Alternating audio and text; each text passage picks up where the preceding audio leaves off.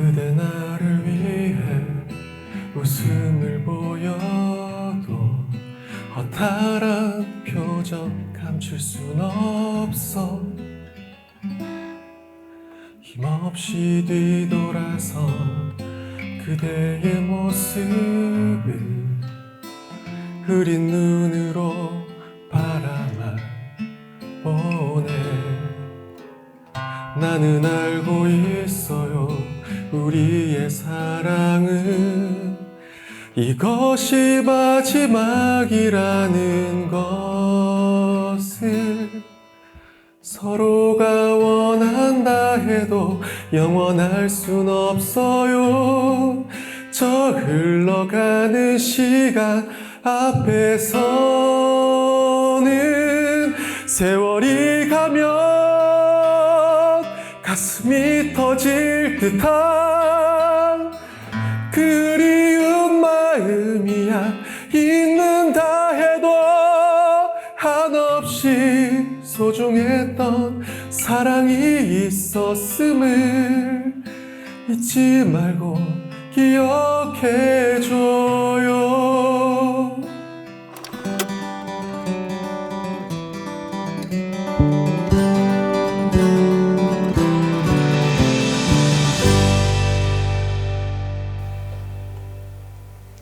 안녕하십니까. 최명란 시인의 시앤송라이터 오늘 세 번째 시간, 시간에 대한 이야기로 오늘도 함께 하시겠습니다.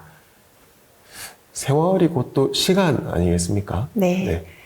세월이 가면 우리 시간도 흐르고 삶이 그렇듯 그것도 장면들이 모여서 우리 또 삶이 되는 것 같아요.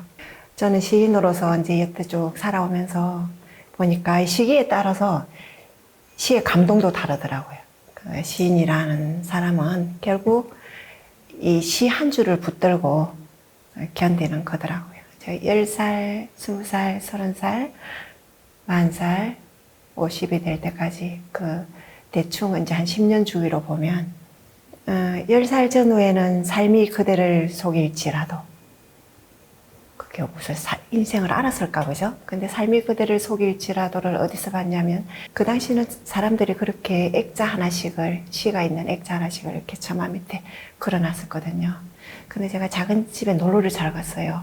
그 집은 기와집에 마당도 넓고 또 마당에 흙이 부드러워서 그게 낙서하기도 좋고 뭔가 그리기도 좋아서 거기 가서 놀기를 잘했는데 놀다가 이렇게 본다고 보니까 그 처마 밑에 그 삶이 그대를 속일지라도라는 그 부시킨의 시가 걸려 있더라고요. 그때 제가 본 그 시를 지금도 암송을 해요. 삶이 그대를 속일지라도 슬퍼하거나 노하지 말래. 서너머니 나를 참고 견디면 머지않아 기쁨의 날이 온대요. 그러니까 그게 10년, 20년, 30년, 40년 이렇게 쭉 지나면서 그게 사라지지 않는 거예요. 그 마음속에서.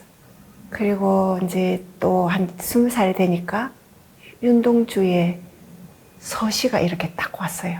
그 하늘을 우러러 한 점 부끄러움이 없기를 그 시죠. 맞아요. 그 한 점 부끄러움이 없기를까지는 별로 큰 감동이 없는데 ip새에 이는 바람에도 나는 괴로워했다. ip새에 이는 바람에도 나는 괴로워한다니 도대체 이게 뭔가 하는 거죠. 근데 또 윤동주 시 중에 또 쉽게 쓰여진 시라고 있잖아요. 네. 제목이 쉽게 쓰여진 시죠. 그러니까요. 시가 어떻게 쉽게 쓰여져요. 그죠? 네. 근데 거기 보면 그 시대, 암울한 시대를 이야기하기도 하고 그런데 그 시대를 반영하기도 하고 내 삶의 역정을 반영하기도 한 게 시인들의 시인 것 같아요. 그리고 또 30이 되니까 정지용의 호수. 얼굴 하나야 두 손으로 꼭 가릴 수가 있지만 보고 싶은 마음 바다와 같다. 내 눈을 감을 수밖에. 한 30에는 또 이제 막 우리가 사람을 서로 막 사랑하고 할 때잖아요. 네, 향수는 많이들 아실 것 같은데 호수는 또 호수가 있어요. 처음 듣는 분이 계실 것 같아요. 네네, 아주 짤막한 시 호수라는 시가 있고 말씀하셨듯 향수는 우리 많은 사람들이 알잖아요. 넓은들 그 상황이 이게 서정이 그 고향에 그 서정이 다 그려져요. 그렇지만 저는 제 가슴을 울리는 건 요거예요, 요 대목. 지라로에 채가 식어지면 빈밭에 밤바람 소리 말을 달리고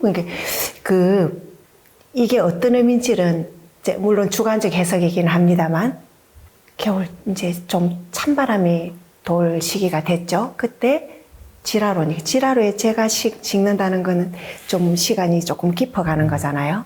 빈 밭에 밤바람 소리. 그 시절에 밭에 아무것도 없어.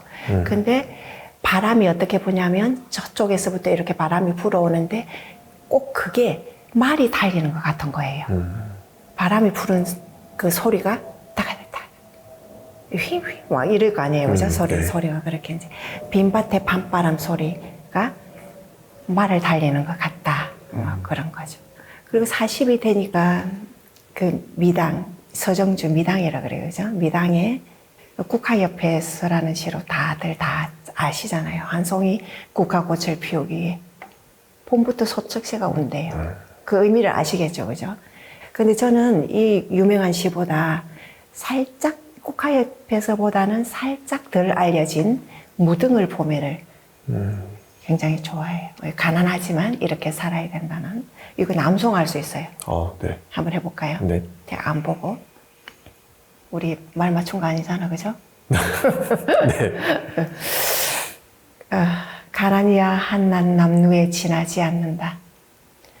저 눈부신 햇빛 속에 갈매빛의 등성이를 드러내고 서 있는 여름산 같은 우리들의 타고난 살결, 타고난 마음씨까지야 다 가릴 수 있으랴.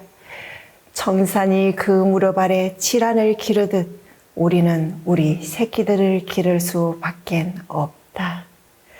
목숨이 가다가다 농을쳐 휘어드는 오후의 때가 오거든 내외들이여 그대들도 덜어는 안고 덜어는 차라리 그 곁에 누워라. 지혜미는 지혜비를 물끄러미 우러러 보고 지혜비는 지혜미의 이마라도 짚어라. 어느 가시등 풀숲 굴릉에 누일지라도 우리는 늘 옥돌같이 호젓이 묻혔다고 생각할 일이요 청태라도 자욱히 낄 일인 것이다. 짠짠짠짠. 네. 그죠. 실감이 나죠. 좋습니다. 네. 실감이 나죠. 다시 이제 그 다음 50이 되니까 또 미당에 푸르른 날이 오더라고요. 이제 우리 그 행사 때 가면 왜 이렇게 삼삼오오 노래를 부르잖아요. 네. 근데 이제 아동문학 행사에 어느 동시인이 이걸 부르는데 제가 수십 년 들었어요. 근데 그때는 안 왔거든요. 젊었을 때는. 근데 어느 때 얼마 전에 이 지인이 부르는 이 노래 한 대목이 딱 오는 거예요. 저거예요. 저기 저 가을 꽃자리 초록이 지쳐 단풍 드는데 저기 저 가을 꽃자리에 초록이 지쳐 단풍이 든대요. 네. 그게 이제 50이 돼서 오는 거예요. 전 30대인데도 옵니까? 너무 좋은데요, 가사의 네. 느낌이. 네. 눈이 부시게 가사가 아니라 시의 네. 내용 눈이 느낌이요. 부시게 푸르른 날은 그리운 사람을 그리워하자는 거기까지는 무사 통과해요. 근데 저기 저 가을 꽃자리에서 딱 걸리는 거예요. 그게 나이에 따라서 다르다는 거예요. 이렇게 우리가 아닥한 전생 같은 이 지난한 시간을 정말 시 또는 노래 한 줄 붙들고 견디는 것 같아요. 맞습니다. 다음 사람들을 보면 좀 더 실감할 수 있을 거예요. 박인환 시인 아시죠? 그쵸. 목마을 소녀로 그렇죠. 유명한 시인이죠. 작곡가, 작사가, 이 가수가 한 주점에 앉아서 그 자리에서 노래를 완성한 거예요. 네. 작사하고 작곡하고 바로 불러본 거예요. 딱 들어보면 아실 거예요. 지금 그 사람 이름은 잊었지만 이런 노래예요. 이 세월이 가면을 작사가, 작곡가, 이 가수가 한 자리에 앉아서 한 주점에 앉아서 그 자리에서 노래 짓고 작곡하고 노래 부르고 완성했다는 거 아니에요. 지금 그 사람 이름은 잊었지만 이게 그러니까 박인환 시인의 세월이 가면. 네. 네. 제가 준비한 노래 최호섭의 세월이 가면과 같은 제목이네요. 네, 제목이 같아요. 제목이 같지만 다른 노래를 네. 영수님이 부른다는 거죠. 같은 제목의 기대가 됩니다. 다른 노래. 네. 최호섭의 세월이 가면을 들려드리면서 오늘 최명란 시인의 시앤송라이터 세 번째 시간을 주제로 한 오늘 자리에 마무리하도록 하겠습니다. 고맙습니다. 다음 시간은 시를 노래한 가객 첫 번째 시간과 이제 시앤송라이터의 네 번째 순서죠. 네. 그 시간에 또 함께 뵙겠습니다. 네. 오늘 시간을 주제로 한 시간에 함께 해주셔서 감사드립니다. 네, 감사합니다. 감사합니다.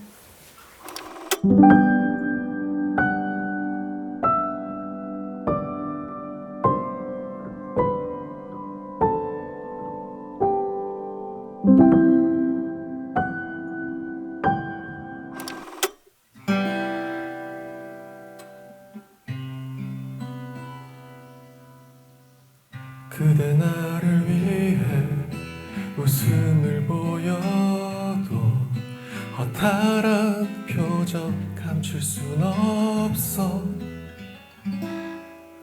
힘없이 뒤돌아서 그대의 모습을 흐린 눈으로 바라만 보네.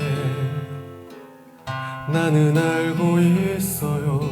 우리의 사랑은 이것이 마지막이라는 것을. 서로가 원한다 해도 영원할 순 없어요. 저 흘러가는 시간 앞에서는 세월이 가면 가슴이 터질 듯한 그리운 마음이야.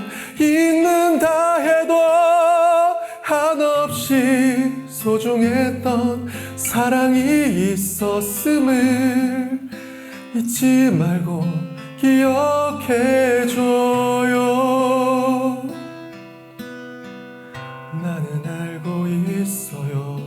우리의 사랑은 이것이 마지막이라는 것을. 서로가 원한다 해도 영원할 순 없어요. 저 흘러가는 시간 앞에서는 세월이 가면 가슴이 터질 듯한 그리운 마음이야. 잊는다 해도 한없이 소중했던 사람이 있었음을 잊지 말고 기억해줘요. 세월이 가면 가슴이 터질 듯한 그리운 마음이야. 잊는다 해도 한없이 소중했던 사랑이 있었음을 잊지 말고 기억해줘요. 잊지 말고 기억해